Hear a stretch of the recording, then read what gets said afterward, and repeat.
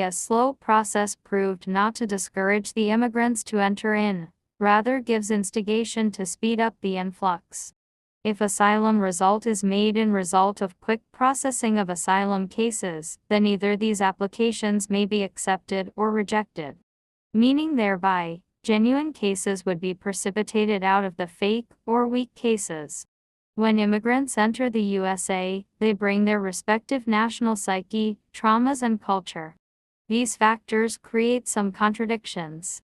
Though mixing of immigrants with local population can't be brushed aside, but in recent years some contradictions created a havoc situation too. Even wages difference also felt to local labor and workers like a deprive. However, it is hoped a better settlement will be achieved by the USA. Viewers, what is your point of view? Please share in comments. Thank you for watching this video.